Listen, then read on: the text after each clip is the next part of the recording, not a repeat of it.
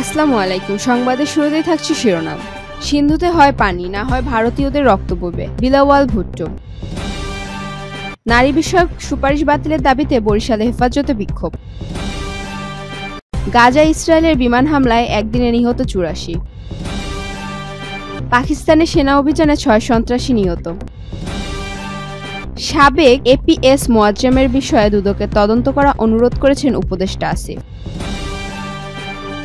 রোমে বাংলাদেশ হাউস পরিদর্শন করলেন প্রধান উপদেষ্টা। এবারে আসি বিস্তারিত সংবাদে। কাশ্মীরের পহেলগামে ভয়াবহ হামলার জেরে ভারত পাকিস্তানের মধ্যে কূটনৈতিক সম্পর্ক তলানিতে ঠেকেছে। এই ঘটনায় সিন্ধু পানি বন্টন চুক্তি স্থগিত করেছে নয়াদিল্লি। এমনকি পাকিস্তানে এক ফোঁটা পানিও দেওয়া হবে না বলে হুঁশিয়ার দিয়েছে ভারতের জলশক্তি মন্ত্রী সি.আর. পাতিল। অপরদিকে একতরফাভাবে পানি বন্টন চুক্তি স্থগিত করলে সিন্ধুতে ভারতীয়দের রক্ত বইবে বলে হুঙ্কার দিয়েছেন পাকিস্তান পিপলস পার্টির পিপিপি চেয়ারম্যান বিলাওয়ালা ভুট্টো জারদারি। নারী বিষয়ক সংস্কার কমিশনের প্রস্তাবিত প্রতিবেদনে কোরআন সুন্নাহ বিরোধী সুপারিশ করেছে দাবি করে তা বাতিল সহ ৬ দফা দাবিতে বরিশালে বিক্ষোভ করেছে হেফাজতে ইসলাম বাংলাদেশ। শুক্রবারে ২৫ এপ্রিল দুপুরে বরিশাল টাউন হল চত্বরে জেলা ও মহানগর হেফাজতের উদ্যোগে এই বিক্ষোভ কর্মসূচি অনুষ্ঠিত হয়।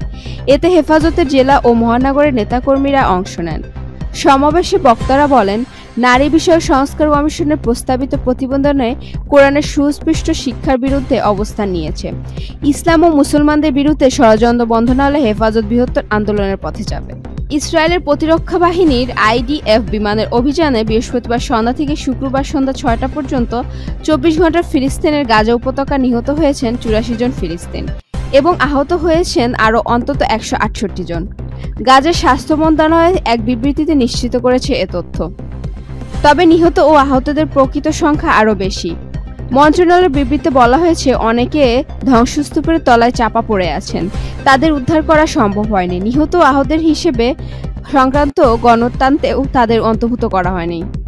পাকিস্তানের উত্তর পশ্চিমাঞ্চলীয় প্রদেশে খাইবার পাখতুনখিয়ার বান্নু জেলায় সেনা পুলিশ যৌথ বাহিনীর সঙ্গে বন্দুকযুদ্ধের সময় নিহত হয়েছে অন্তত ৬ জন সন্ত্রাসী এবং আহত হয়েছে আরও ৪ জন।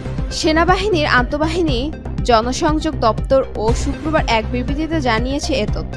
বিবৃতিতে বলা হয়েছে, গোয়েন্দা তথ্যের ভিত্তিতে গত ২৩ এপ্রিল রাত থেকে ২৪ এপ্রিল রাত পর্যন্ত খাইবার পাখতুনখোয়ার বান্নু জেলায় অভিযান চলেছে সেনা পুলিশ যৌথ বাহিনী। অভিযানে সন্ত্রাসীদের সঙ্গে ব্যাপক গুলি বিনিময় হয়েছে। এতে ৬ জন সন্ত্রাসী নিহত হয়েছে এবং আরও আহত হয়েছে আরও ৪ জন। নিজের সাবেক সহকারী একান্ত সচিব এপিএস মোয়াজ্জেম হোসেনের বিরুদ্ধে ওঠা নানা অভিযোগের বিরুদ্ধে দুদকের তদন্ত করা অনুরোধ করেছেন উপদেষ্টা আসিফ মাহমুদ সচিব ভূঁইয়া।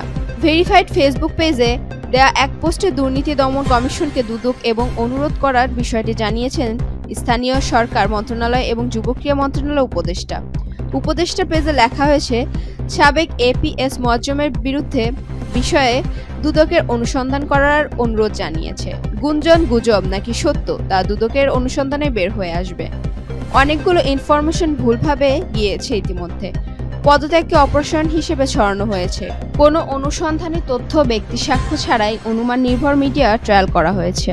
প্রধান উপদেষ্টা অধ্যাপক মোহাম্মদ ইউনূস শুক্রবার ২৫ এপ্রিল রোমে বাংলাদেশ হাউস পরিদর্শন করেন এবং দর্শনার্থী বাইরে স্বাক্ষর করেন। প্রধান উপদেষ্টা deputy press secretary Abul Kalam Azad Majumdar এ তথ্য জানিয়েছেন। শুক্রবার স্থানীয় সময় ৯টা ২৫ মিনিটে কাতার থেকে রওনা হয়ে ইতালির স্থানীয় সময় দুপুর ১:৩০ বাংলাদেশের সময় সন্ধ্যা ৬:৩০ রোমে পৌঁছান প্রধান উপদেষ্টা। সেখানে ইতালিতে নিযুক্ত বাংলাদেশের রাষ্ট্রদূত প্রধান উপদেষ্টাকে স্বাগত জানান। জানা গেছে, প্রধান উপদেষ্টা পৌঁছানোর ১ ঘণ্টার পর স্থানীয় সময় শুক্রবার বিকেলের সেন্ট পিটার স্কয়ারে যান এবং পোপ ফ্রান্সিসের মরদেহ প্রতি শ্রদ্ধা জানান।